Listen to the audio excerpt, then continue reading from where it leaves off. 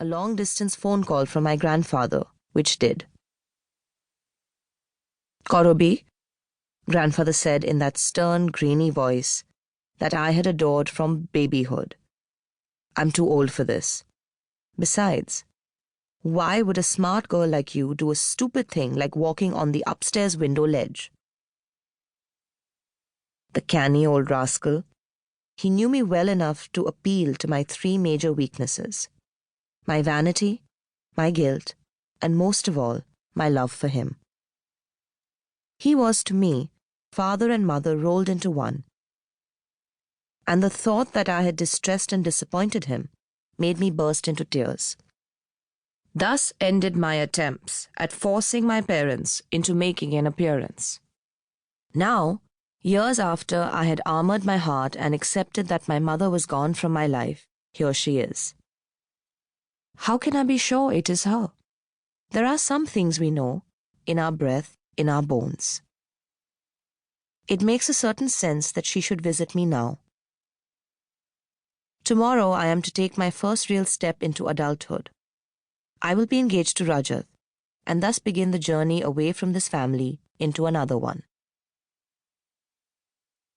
Perhaps my mother has come to say goodbye, to give me her blessing. Is she concerned? A strange tension seems to emanate from her. Perhaps she can't go to her final rest until she's certain that I am loved. I think I know why. Some years back, during one of my vacations, I'd be going through grandfather's library looking for something to read.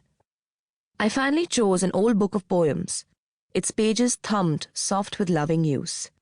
As I flipped through it, a thin sheet of blue paper fell to the floor. Someone had left a half-finished letter inside.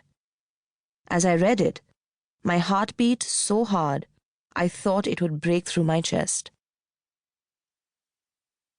Dearest, you are in my thoughts every minute. I can't believe that only 3 months have passed since the last time I held you in my arms to say goodbye. I thought I could handle the separation, but I can't. Each day I ache for your touch. Each night I think of the way I felt complete in your arms. I talk to the baby inside me. I'm sure it will be a girl.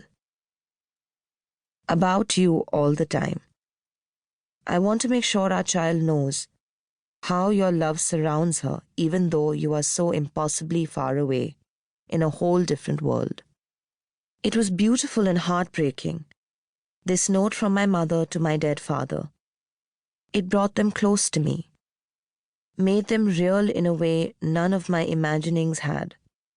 I couldn't share it with either of my grandparents, but I memorized every word on the page. I hid the note carefully in the bottom of my trunk, my first, cherished secret, and took it back to boarding school with me.